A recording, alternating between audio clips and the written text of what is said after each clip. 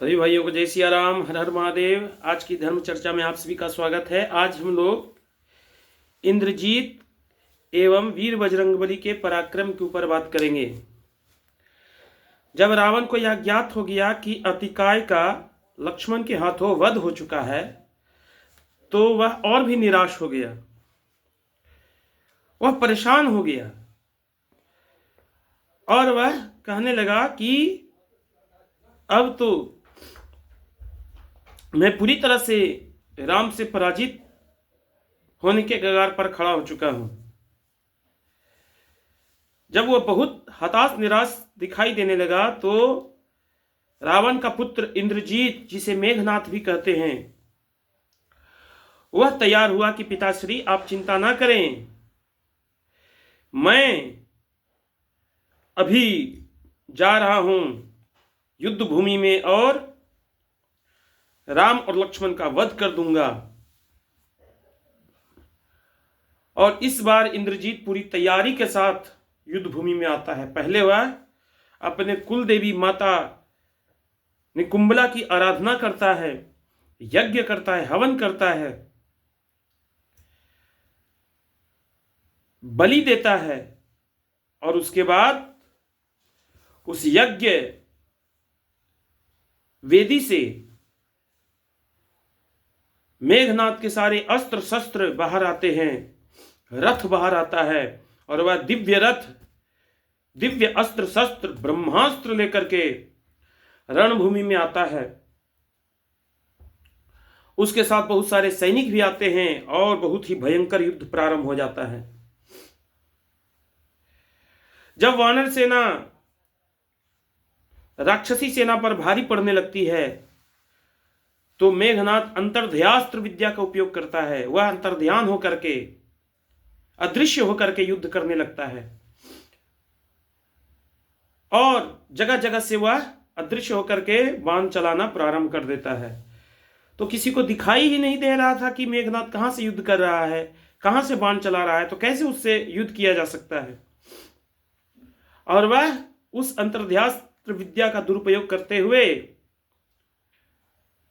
उस विद्या का बहुत ही अच्छे तरीके से वो अपने काम में लेता है और श्री राम के सारे सेना योद्धा को पराजित करने लगता है।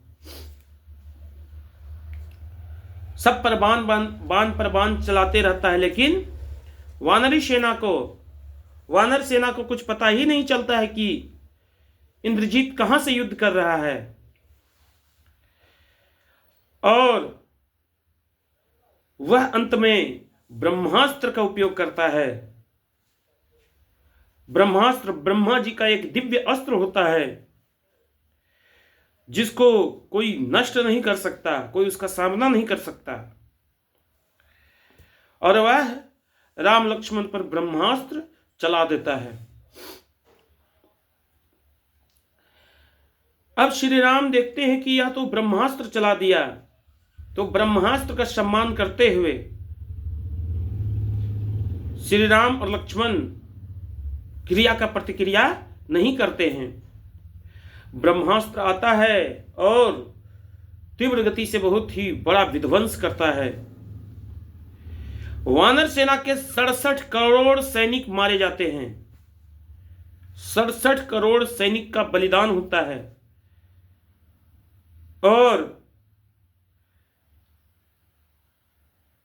वीर बजरंगबली को छोड़ करके बाकी जितना भी वानर सेना में योद्धा होते हैं, उस और श्री राम और लक्ष्मण सब मिलकर के सभी लोग उस ब्रह्मास्त्र से मूर्छित हो जाते हैं। पूरी सेना में हाहाकार मच जाता है। इंद्रजीत बहुत प्रसन्न हो जाता है और आकर के अपने पिताश्री से राम और लक्ष्मण को मृत समझ करके मृत्यु की घोषणा कर देता है। रावण प्रसन्न हो जाता है और इधर जब सभी लोग मूर्छित हो जाते हैं और श्री राम सेना में कुछ योद्धा विभीषण और वीर बजरंगबली ही बचते हैं, बाकी सुग्रीव, अंगद, जामवंत, श्री राम, लक्ष्मण सब मूर्छित हो जाते हैं। तब विभीषण बजरंगबली को लेकर के इस समस्या के समाधान के ऊपर विचार करने लगते हैं और खोजते खोजते वे जामवंत जी के पास पहुंचते हैं। जामवंत जी कहते हैं कि मैं तुम्हें दिखाई नहीं दे रहा हूं, मैं तुम्हें नहीं देख पा रहा हूं, और क्योंकि मेरी आंखें नहीं खुल पा रही हैं, केवल मैं तुम्हारी ध्वनि से तुम्हें पहचान पा रहा हूं। इसलिए हे विभीषण, यदि आप श्री राम और लक्ष्मण को जीवित देखना चाहते हैं, वानर सेना का विजयी होते देखना चाहते हैं, तो जल्दी से हमारे पास हनुमान जी को ले आइए। तो विभीषण कहते हैं कि आप सुग्रीव के बारे में नहीं पूछ रहे, आप अंगद के बारे में नहीं पूछ रहे, आप नल नील आदि योद्धाओं के बारे में नहीं पूछ रहे, आप हनुमान जी को ही क्यों याद कर रहे हैं।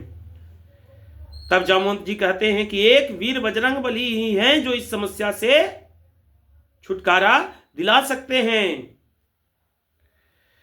तो बजरंगबली आते हैं और जामवंत के पैर पकड़ लेते हैं।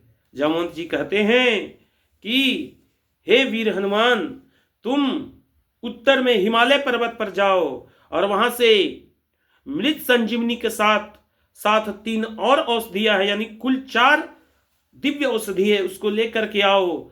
इसी से वानर सैनिक एवं योद्धा और श्री राम लक्ष्मण का जीवन बच सकेगा।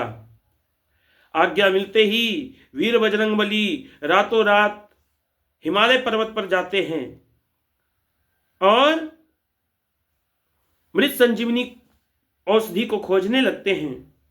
जैसे ही वे औषधियां हनुमान जी को देखते हैं तो अदृश्य हो जाते हैं, जिससे हनुमान जी क्रोधित हो जाते हैं और कहते हैं कि हे पर्वत, हे दिव्य औषधि, तुम्हें श्री राम की सेवा का अवसर मिला था, लेकिन तुम अदृश्य हो रहे हो। अब मैं भी अपना पराक्रम दिखाता हूं। और क्रोधित होकर के हनुमान जी पूरे पर्वत को ही उखाड़ लेते हैं और लंका ले आते हैं। वहां पर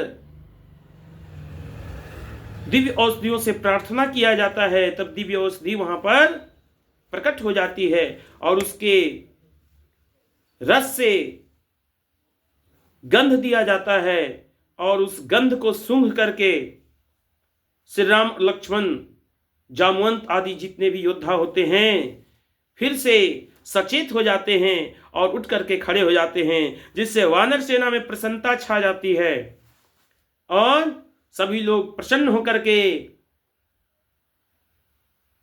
अगले युद्ध की तैयारी करने लगते हैं और जो भी उन्हें निराशा हाथ लगी थी वह फिर से प्रसन्न हो जाते हैं। तो आज की कथा से हमें यह सीख मिलता है कि यदि धर्म युद्ध हो रहा है या धर्म होने वाला है, धर्म युद्ध हो रहा है या धर्म युद्ध होने वाला है, तो हमारे पास अधिक से अधिक औषधि होना चाहिए, अधिक से अधिक अच्छे अच्छे डॉक्टर होना चाहिए, चिकित्सक होना चाहिए, वैद्य होना चाहिए, जो घायल हुए योद्धाओं का सही समय पर उचित जो भी उनका उपचार हो वो कर सके और हमारी सेना को कम से कम नुकसान हो। तो धर्म युद्ध में हमारे पास अधिक से अधिक अच्छे चिकित्सक एवं अच्छे औषधि, दवा, मेडिकल जो प्रोडक्ट्स है वो हमारे पास पर्याप्त मात्रा में होनी चाहिए, तब जाकर के धर्म युद्ध में विजयी होने की संभावना अधिक होती है। और इस तरह से सभी योद्धा फिर से सचेत हो गए और अगले युद्ध की तैयारी करने लगे। और इसके आगे की कथा आपसे अगले दिन चर्चा होगी। तब तक के लिए सभी भाइयों को जय सिया राम, हर हर महादेव।